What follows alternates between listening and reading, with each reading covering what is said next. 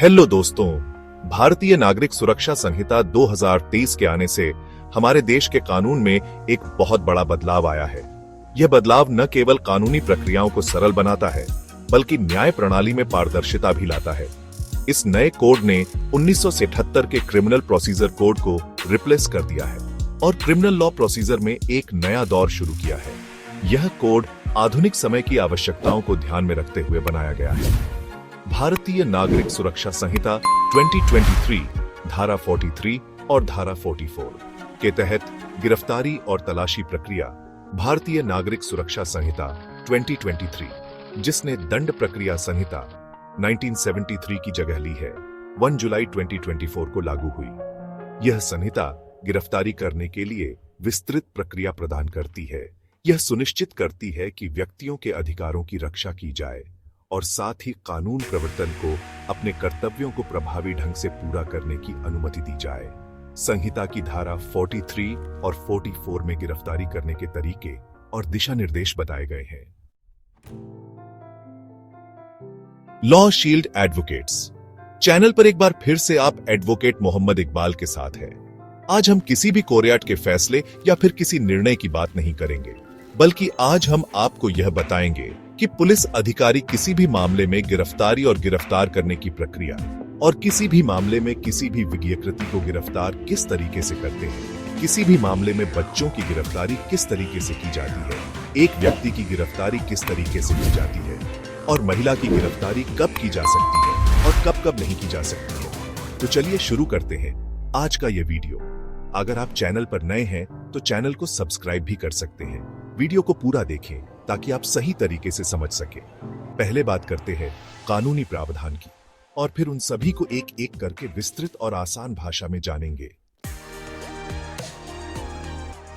BNSS की धारा 43 की उपधारा 1, गिरफ्तारी करते समय पुलिस अधिकारी या ऐसा करने वाला अन्य व्यक्ति गिरफ्तार किए जाने वाले व्यक्ति के शरीर को वास्तव में स्पर्श करेगा या परिरुद्ध करेगा, जब तक कि शब्द या क्रिया द्वारा हिरासत में समर्पण न हो, बशर्ते कि जहां किसी महिला को गिरफ्तार किया जाना है, जब तक कि परिस्थितियां इसके विपरीत संकेत न दें, गिरफ्तारी की मौखिक सूचना पर हिरासत में उसका समर्पण माना जाएगा, और जब तक कि परिस्थितियों की अन्यथा आवश्यकता न हो या जब तक कि पुलिस अधिकारी महिला न हो, पुलिस अधिकारी गिरफ्तारी करने के लिए महिला के शरीर को स्पर्श नहीं करेगा।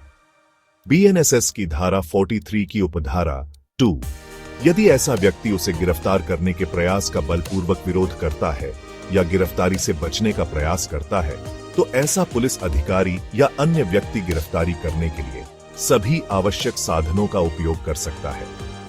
बीएनएसएस की धारा 43 की उपधारा 3, पुलिस अधिकारी अपराध की प्रकृति और गंभीरता को ध्यान में रखते हुए किसी व्यक्ति को गिरफ्तार करते समय या ऐसे व्यक्ति को अदालत में पेश करते समय हथकड़ी का उपयोग कर सकता है जो आदतन या बार बार अपराधी है या जो हिरासत से भाग गया है या जिसने संगठित अपराध, आतंकवादी कृत्य, नशीली दवाओं से संबंधित अपराध या हथियारों और गोला बारूद के अवैध कब्जे, हत्या, बलात्कार, एसिड अटैक, सिक्कों और करेंसी नोटों की जालसाजी, मानव तस्करी, बच्चों के खिलाफ यौन अपराध या राज्य के खिलाफ अपराध किया है। बीएनएसएस की धारा 43 की उपधारा 4, इस धारा में कुछ भी ऐसे व्यक्ति की मृत्यु का कारण बनने का अधिकार नहीं देता है जो मृत्यु या आजीवन कारावास के साथ दंडनीय अपराध का आरोपी नहीं है। बीएनएसएस की धारा 43 की उपधारा 5, अपवादात्मक परिस्थितियों को छोड़कर किसी भी महिला को सूर्यास्त के बाद और सूर्योदय से पहले गिरफ्तार नहीं किया जाएगा, और जहां ऐसी अपवादात्मक परिस्थितियां मौजूद हैं, महिला पुलिस अधिकारी एक लिखित रिपोर्ट करके प्रथम श्रेणी के मजिस्ट्रेट की पूर्व अनुमति प्राप्त करेगी, जिसके स्थानीय अधिकार क्षेत्र में अपराध किया गया है या गिरफ्तारी की जानी है। गिरफ्तारी करने की विधि। भारतीय नागरिक सुरक्षा संहिता 2023 की धारा 43 में गिरफ्तारी करने की प्रक्रिया निर्दिष्ट की गई है। टच और कन्फाइनमेंट। पुलिस अधिकारी या गिरफ्तारी करने वाले किसी भी व्यक्ति को गिरफ्तार किए जाने वाले व्यक्ति के शरीर को शारीरिक रूप से छूना या कारावास में रखना चाहिए, जब तक कि वह व्यक्ति शब्दों या कार्यों द्वारा हिरासत में न आ जाए। किसी महिला को गिरफ्तार करते समय गिरफ्तारी की मौखिक सूचना पर हिरासत में उसका समर्पण मान लिया जाता है, जब तक कि परिस्थितियां अन्यथा न सुझाएं। आमतौर पर पुलिस अधिकारी को महिला को तब तक नहीं छूना चाहिए जब तक कि आवश्यक न हो या जब तक कि अधिकारी महिला न हो। गिरफ्तारी का विरोध करना। यदि व्यक्ति गिरफ्तारी का विरोध करता है या उससे बचने का प्रयास करता है, तो गिरफ्तारी करने वाला अधिकारी या व्यक्ति गिरफ्तारी को प्रभावी बनाने के लिए सभी आवश्यक साधनों का उपयोग कर सकता है। हथकड़ी का उपयोग। अपराध की प्रकृति और गंभीरता के आधार पर पुलिस अधिकारी किसी व्यक्ति को गिरफ्तार करते समय या उसे अदालत में पेश करते समय हथकड़ी का उपयोग कर सकता है। यह विशेष रूप से आदतन या बार बार अपराध करने वालों, हिरासत से भागने वालों या संगठित अपराध, आतंकवाद, नशीली दवाओं से संबंधित अपराधों, हथियारों और गोला बारूद के अवैध कब्जे, हत्या, बलात्कार, एसिड हमलों, नकली मुद्रा, मानव तस्करी, बच्चों के खिलाफ, यौन अपराध या राज्य के खिलाफ अपराधों में शामिल लोगों पर लागू होता है। Restrictions on causing death. यह धारा स्पष्ट रूप से बताती है कि यह किसी ऐसे व्यक्ति की मृत्यु का कारण बनने का अधिकार नहीं देती है जिस पर मृत्यु या आजीवन कारावास से दंडनीय अपराध का आरोप नहीं है। रात में महिलाओं को गिरफ्तार करना। असाधारण परिस्थितियों को छोड़कर किसी भी महिला को सूर्यास्त के बाद और सूर्योदय से पहले गिरफ्तार नहीं किया जाएगा। असाधारण परिस्थितियों में एक महिला पुलिस अधिकारी को लिखित रिपोर्ट प्रस्तुत करके प्रथम श्रेणी के मजिस्ट्रेट से पूर्व अनुमति लेनी होगी। धारा 44 गिरफ्तारी करने के लिए परिसर में प्रवेश करने के लिए दिशा निर्देश प्रदान करती है। प्रवेश की मांग। यदि गिरफ्तारी के वारंट के तहत काम करने वाले व्यक्ति या पुलिस अधिकारी को यह विश्वास करने का कारण है कि गिरफ्तार किया जाने वाला व्यक्ति किसी स्थान के भीतर है, तो उस स्थान पर रहने वाले या उसके प्रभारी किसी भी व्यक्ति को स्वतंत्र प्रवेश की अनुमति देनी चाहिए और तलाशी के लिए उचित सुविधाएं प्रदान करनी चाहिए। जबरन प्रवेश। यदि स्वेच्छा से प्रवेश प्राप्त नहीं किया जा सकता है, तो वारंट के तहत काम करने वाला व्यक्ति या पुलिस अधिकारी उस स्थान में प्रवेश कर सकता है और तलाशी ले सकता है। इसमें किसी भी बाहरी या आंतरिक दरवाजे या खिड़की को तोड़ना शामिल है, यदि उनके अधिकार और उद्देश्य को सूचित करने के बाद उन्हें प्रवेश से वंचित किया जाता है। Respect for female occupants. यदि प्रवेश किए जाने वाले स्थान पर कोई महिला रहती है जो प्रथा के अनुसार सार्वजनिक रूप से दिखाई नहीं देती है, तो अधिकारी को उसे सूचित करना चाहिए और प्रवेश करने से पहले उसे वापस जाने की अनुमति देनी चाहिए। अधिकारी द्वारा अपार्टमेंट को तोड़ने और प्रवेश करने से पहले उसे वापस जाने के लिए उचित सुविधाएं प्रदान की जानी चाहिए। Liberating officers. कोई भी पुलिस अधिकारी या गिरफ्तारी करने के लिए अधिकृत व्यक्ति किसी भी घर या स्थान के बाहरी या भीतरी दरवाजे या खिड़की को तोड़कर स्वयं को या अन्य लोगों को मुक्त करा सकता है जो गिरफ्तारी करने के लिए वैध रूप से प्रवेश कर गए हैं और वहां हिरासत में हैं। भारतीय नागरिक सुरक्षा संहिता 2023 ने दंड प्रक्रिया संहिता की जगह ले ली है, और जबकि कई प्रावधान समान हैं, गिरफ्तारी करने और तलाशी लेने की प्रक्रियाओं में उल्लेखनीय अंतर है। निरस्त दंड प्रक्रिया संहिता और नई भारतीय नागरिक सुरक्षा संहिता 2023 की प्रासंगिक धाराओं के बीच मुख्य अंतर नीचे दिए गए हैं। धारा 46 बनाम धारा 43 गिरफ्तारी करने की विधि व्यक्ति को छूना या बंधक बनाना।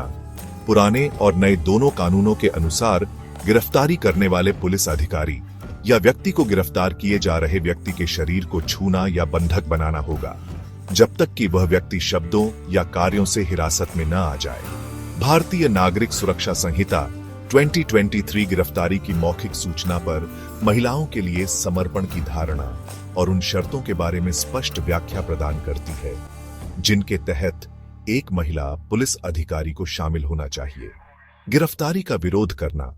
दोनों प्रावधान व्यक्ति द्वारा गिरफ्तारी का विरोध करने या उससे बचने का प्रयास करने पर गिरफ्तारी करने के लिए सभी आवश्यक साधनों का उपयोग करने की अनुमति देते हैं।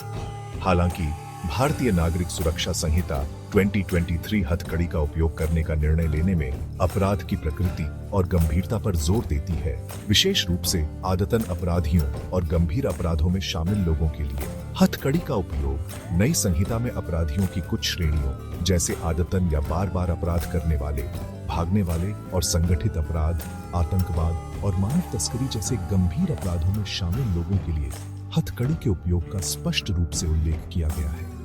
यह विनिर्देश एक अतिरिक्त है जो पुराने दंड प्रक्रिया संहिता में स्पष्ट रूप से नहीं बताया गया है। Restrictions on causing death. दोनों कानूनों में कहा गया है कि किसी व्यक्ति की मृत्यु का कारण बनने का अधिकार तब तक लागू नहीं होता जब तक कि उस व्यक्ति पर मृत्यु या आजीवन कारावास से दंडनीय अपराध का आरोप न हो। रात में महिलाओं को गिरफ्तार करना पुराने और नए दोनों कानूनों में यह प्रावधान है।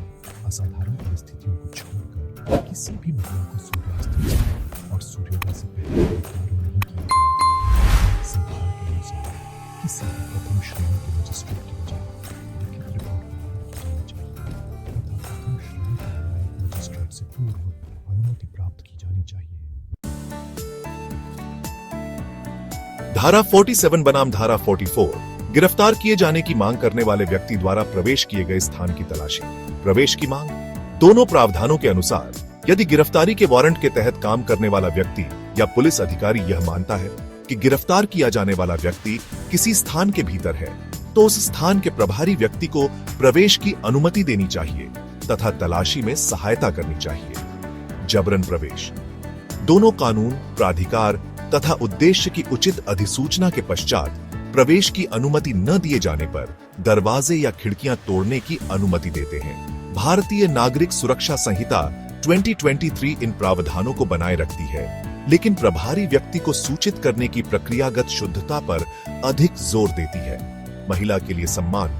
पुराने तथा नए दोनों कानूनों के अनुसार यदि प्रवेश किए जाने वाले स्थान पर कोई महिला रहती है जो प्रथा के अनुसार सार्वजनिक रूप से प्रकट नहीं होती है तो उसे सूचना दी जानी चाहिए तथा प्रवेश से पहले उसे वापस जाने की अनुमति दी जानी चाहिए। यह प्रावधान अपरिवर्तित रहता है जो महिलाओं की गोपनीयता की सुरक्षा पर जोर देता है।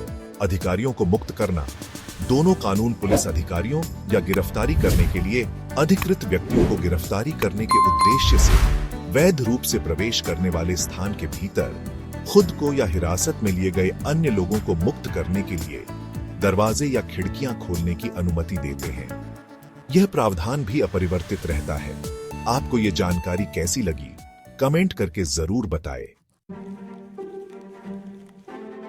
सुप्रीम कोर्ट और हाई कोर्ट के महत्वपूर्ण निर्णय और जजमेंट को पढ़ने और डाउनलोड करने के साथ साथ कानूनी जानकारी और असिस्टेंट प्राप्त करने के लिए आप हमसे जुड़ सकते हैं, जहां हम आपको दैनिक जीवन में काम आने वाली कानूनी जानकारी जैसे cyber law, banking law, RBI rules और गाइडलाइन, जनरल रूल्स, नियम कायदे, पुलिस स्टेशन, कानूनी प्रणाली और उनसे जुड़ी सभी बातें आपको बताते रहते हैं, जिससे आपको उनकी जानकारी होती रहेगी, जो कि आपको दैनिक जीवन में होने वाली समस्याओं से निपटने के लिए आपको कानूनी रूप से मजबूत और सशक्त बनाती है। आपको यह वीडियो और जानकारी कैसी लगी कमेंट करके जरूर बताएं और जानकारी अच्छी लगी हो तो चैनल को सब्सक्राइब करें और वीडियो को शेयर जरूर करें। Law shield advocates, knowledge and assistance of the law.